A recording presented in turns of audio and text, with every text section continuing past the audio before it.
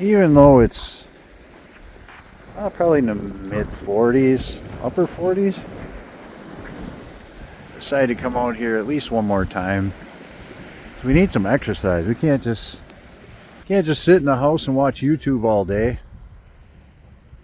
So the sun is beautiful, the wind is cold. So if we stay behind these dunes, it's nice.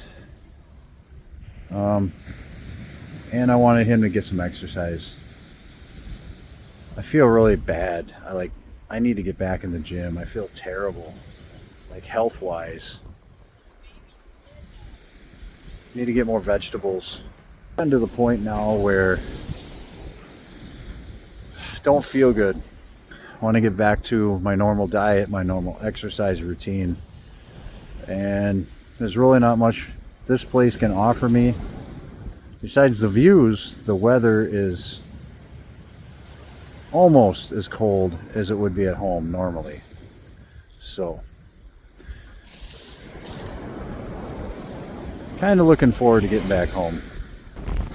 We're at the dog park again because we drove around all day after going to Alligator Alley, and it was closed due to inclement weather.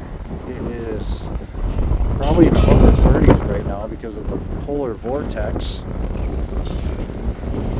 It was maybe in the upper 40s earlier. But we came here to just get some exercise for Bo. And he seems very cold. Run, run, run! Come on! Go get her! Go get her! Go get her! He probably wants to get back in the truck.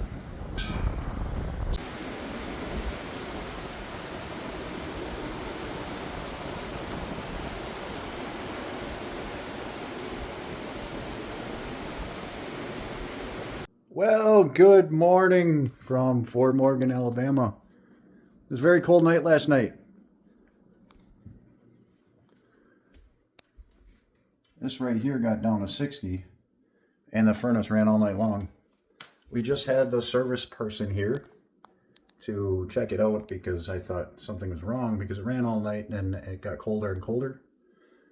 We did end up putting the oven on for a while, not while we were sleeping, to help with the heating of the house. And this door right here is a major issue. So we put that towel down there. The wind is coming from that direction. And so he said that the thermostat was bad because this furnace is a heat pump / electric furnace. And it was only running the electric at one time. So it was not pumping out the heat that it should be. So he was able to fix that by putting a new thermostat. So it is super cold out. It drops down to the 20s, I believe, at night now. And it's in the mid to upper 40s. So I'm not sure if I will be bringing any more content from here, because we're probably just gonna stay here and wait for the people at home to not be sick anymore. So, that being said, I'll check in with you later. 2 times already today, in the past 2 hours that I've been awake, we've already lost power. And I guess up north, they have snow. This is the first day in 2,590 days that Birmingham has had an inch or more of snow. So it's all over the news down here with semi-trucks jackknifed and people sliding all over the roads. So hopefully by tomorrow when we leave, we'll have decent driving conditions. Hello, and welcome to Exploring the Hollows.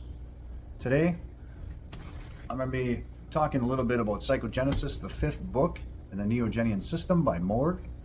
And I'm going to be not doing a travel type video because I've been a little disappointed with the circumstances down here and the weather. And I know I did promise you guys that I would be trying to cover some different aspects of Southern Alabama, but that's just not the way it worked out. And I'm wearing this Floribama hat because my hair is unmanageable at this length. It doesn't really lay down, it just kind of stands up all over the place, and that would be quite distracting. I'm not guaranteeing I'm going to be able to keep wearing this hat because it's quite itchy and also distracting. But the content of this video is going to be not the whole aspect of dream work and dream analysis, but I just wanted to cover my interpretation of whether or not dreams can be predictive for future events. As zetas, our minds, when we are sleeping, are much more tuned to the unconscious, the collective unconscious, giving us a better connection to our unconscious archetypes. And our unconscious can pick up on signals and signs that our conscious mind or our consciousness cannot pick up on because it's distracted by everyday life. So in your dreams, you are completely tuned in to the collective unconscious, or your personal unconscious, which uses the collective unconscious archetypes. And this gives a possibility of a predictive nature for future events. I will get more into that later on, but let me go over a story of something that happened to Carl Jung, who dealt a lot with dream work. And he, if you're not familiar, Carl Jung is a 19th century or 20th century Swiss psychologist. But anyways, he's one of the greatest psychologists ever, and he dealt with depth psychology. And he had a dream, or a vision, I guess. As Jung was returning from a journey, he had a massive vision of a flood so enormous that it covered all of Europe.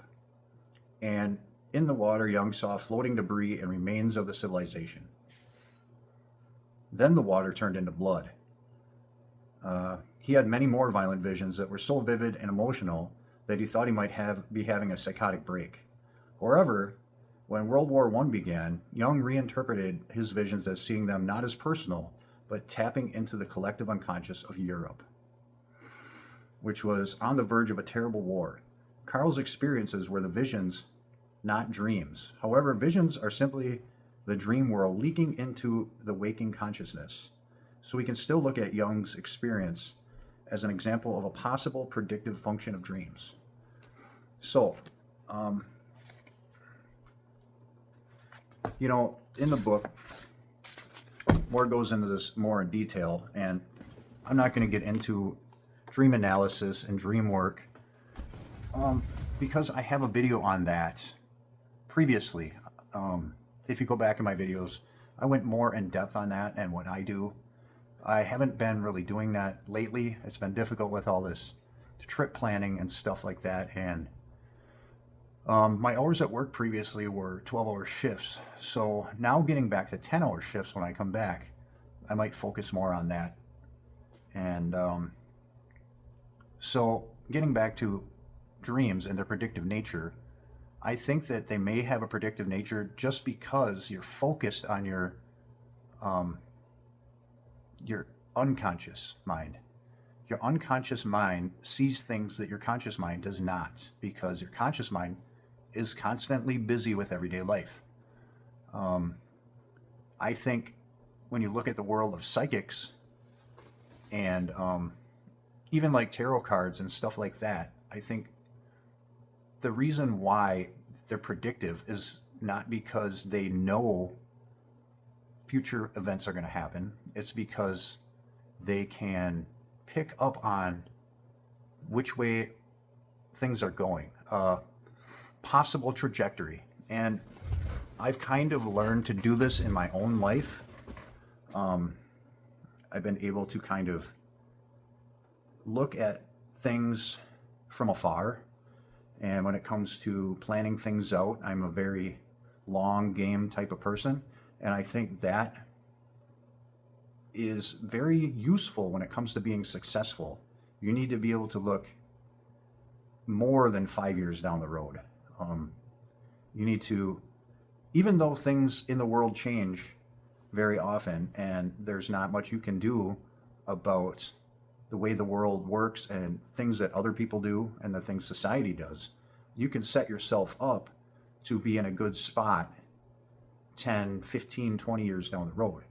You need to see the way the wind is blowing, so to speak. And you can be predictive in your waking life just by doing that. And I think predictive dreams are just another way of doing that, because they can see the unconscious markers that you're not picking up on. But you can consciously decide to see those markers for yourself. And yes, I think I went into that a little bit in past videos, but so when you think of dreams as being able to tell the future, they're just basically seeing things that you're not seeing in your waking life. And yeah, that's my take on that. And it's also important to know that if you do have dreams about world war or nuclear explosions or famine or floods, know that these are only symbolic, and it's nothing to worry about. You need to worry when you're seeing these things happen in your conscious life. So when it comes to figuring out what's going to happen in the future, you need to learn how things work, learn concept networking, and learn how these future trajectories could go, and prepare for every trajectory that could happen. And then you'll be all set. And I guess that's all I got to say about that. I'm about halfway through Psychogenesis, and I'll be going on to additional tools for actualization. And like I said, I'm not going to cover every aspect of this book, being it's like 400 pages and very detailed, but I can't bring you videos from here just sitting here waiting for the cold weather to go away. If we set, let me show you. Whoa, let me take you back here.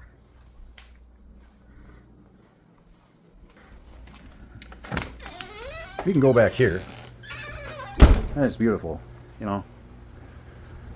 But you get where the sun, where the wind is not blocked, and we're getting that north wind, and it's just freezing. So the furnace did get fixed, so that's good. Actually, it was just the thermostat was bad. But yeah, I mean, if I were to put long pants on and a hoodie, I could go for a walk. I might still do that. The sun is beautiful. I could get a tan, but if I go too far away from this house, it's going to be cold. So, thanks for watching from Fort Morgan, Alabama. This is Andy, and you've been watching Exploring the Holos. Thank you. Make sure you subscribe. On us, my friends.